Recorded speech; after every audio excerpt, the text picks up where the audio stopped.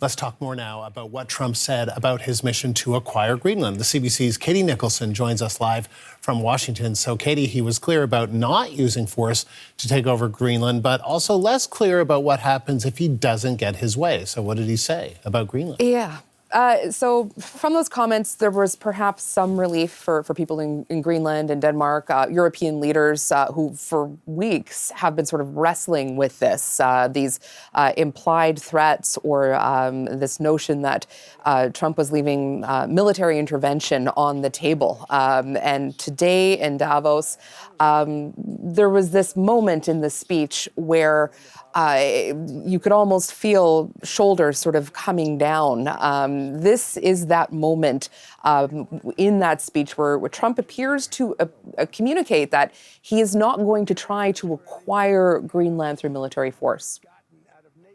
We probably won't get anything unless I decide to use excessive strength and force where we would be, frankly, unstoppable. But I won't do that. Okay, now everyone's saying, oh, good. That's probably the biggest statement I made, because people thought I would use force. I don't have to use force. I don't want to use force. I won't use force. So we want a piece of ice for world protection, and they won't give it. We've never asked for anything else, and we could have kept that piece of land, and we didn't. So they have a choice. You can say yes, and we will be very appreciative, or you can say no, and we will remember. So, or you can say no, and we will remember. So still, Andrew, the specter of something punitive here, even as he sort of backed off the notion of military force. And I will tell you, Trump was asked about that comment a few hours later by a reporter who essentially said, what do you mean when you said you would remember if Denmark did not agree to a deal on Greenland? What are the consequences? And Trump replied, you'll just have to figure that out for yourself. You're a smart guy.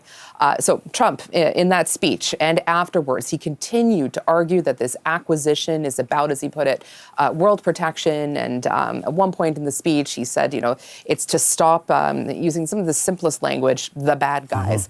And he's just not letting go of this idea of acquiring Greenland. He even expressed annoyance when he was told by a reporter that the Danish foreign minister rejected a call to negotiate on Greenland, said he hadn't heard that directly. And in that speech, he also raised Venezuela, saying that that country had been cooperating with the U.S., as he put it, once the attack ended, and that more people should do that. So those remarks, no doubt, also resonating in Davos.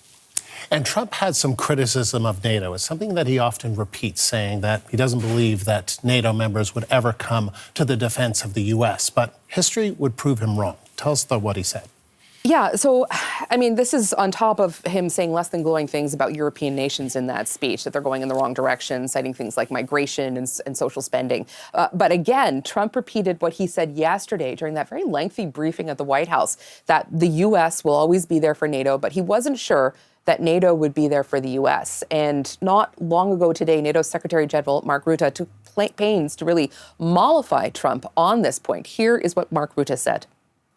There's one thing I heard you say yesterday and today. You were not absolutely sure that the Europeans would come to the rescue of the US if you will be attacked. Let me tell you, they will. And they did in Afghanistan, as you know, for every American who paid the ultimate, for every 2 Americans who paid the ultimate price, there was 1 soldier from another NATO country who did not come back to his family. From the Netherlands, from Denmark, particularly from other countries. So you can be assured, absolutely, if ever the US will be under attack, your allies will be with you. Absolutely, there's an absolute guarantee. I really want to tell you this because it is important. It pains me if you think it is not. And under your leadership, this alliance is stronger than ever. So a little 9/11 history reminder there from Mark Rutte. Now, in his initial speech, Trump was talking about his own legacy as well within NATO. Remember, he was that key driver to that agreement last year for NATO members to up their defense spending by 5% of GDP by 2035. The takeaway from this speech is that while Trump heaped criticism on European countries, which he said at one point had become unrecognizable, he didn't seem to be inclined to break up the North Atlantic Treaty Organization, and he seemed pleased by his own legacy within it. There have been worries, of course, that his obsession with acquiring Greenland threatens NATO's alliance, in particular the threats to tariff NATO countries opposed to any kind of U.S. takeover of the island. That, of course, as we saw yesterday, has a significant effect on the world markets. But right now, NATO's Mark Rutte, he has Trump's ear and perhaps his respect. So far, so good for NATO. Katie, thank you. The CBC's Katie Nicholson live in Washington.